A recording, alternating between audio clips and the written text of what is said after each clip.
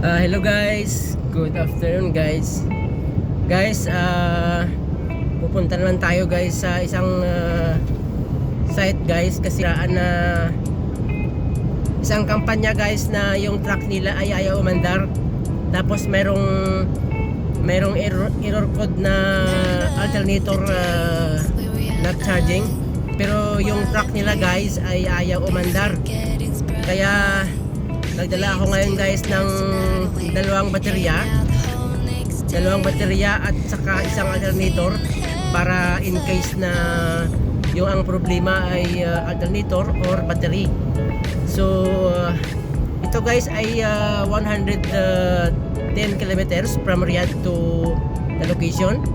Rest day ko sana ngayon guys, kaso lang wala na kasing ibang maasahan dito sa aming kumpanya kaya ako na lang. Kaya kahit guys sa gabi or madaling araw, pag tumawag yung manager namin na kailangan mag-rescue guys, kaya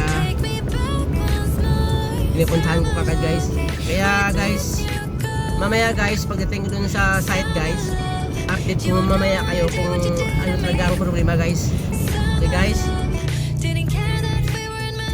guys, nandito tayo guys sa Your destination is on the right. Yung truck ayaw na mandar. Ito na siya.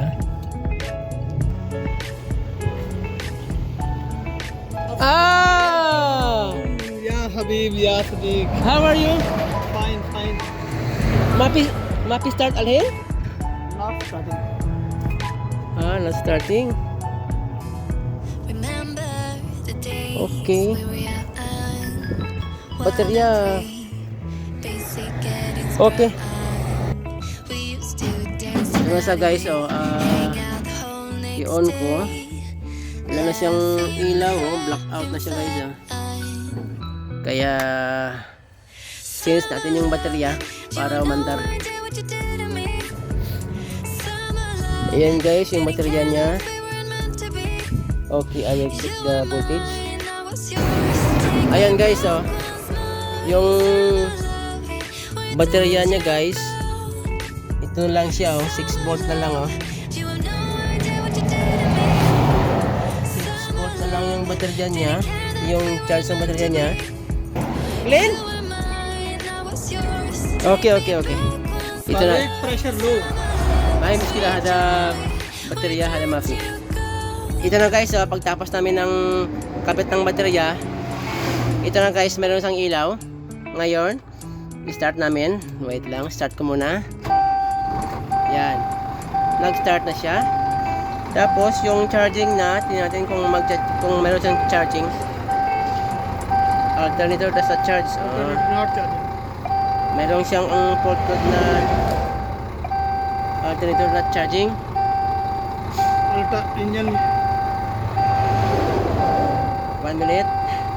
I will check the... Ayan guys, yung alternator niya guys, hindi kumakarga. Kaya nagpalit ako ngayon ng baterya. Kasi yung baterya niya 6 volt na lang, nalubat na siya siguro. Kaya ang pinaka problema nito guys, yung alternator. Kaya mag-change ako ngayon ng alternator, tapos yung baterya niya ibalik ko. Kasi ang main problem nito ay alternator. Ayan na, hindi siya guys kumakarga.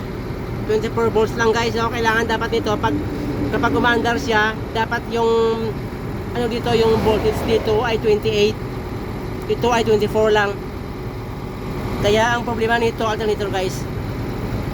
Kaya mag-change muna ako ng alternator guys.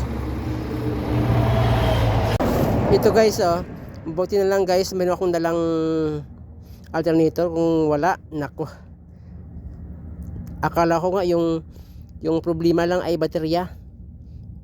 Ano pala, alternator pala. Ito na guys, nagpalit na tayo ng guys, alternator guys.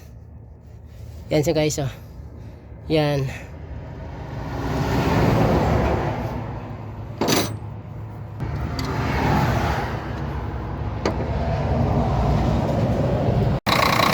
guys, umanda na guys. Kaya i-check natin yung ano, yung kanyang charging kung yung charge na ay 28 volts. Wait lang guys. Dito ako sa taas guys. Dito.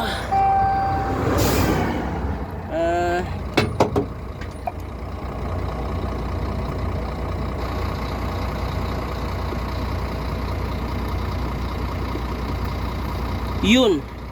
28.3 volts guys. Ayan guys, oh. Ayan yung tamang charge na guys. 28 volts. Kanina guys, 24 volts lang kanina nung nagpalit ako ng ano ng baterya. Ito mayroong nakalagay na high air consumption, mayroon siyang leakage. Okay guys.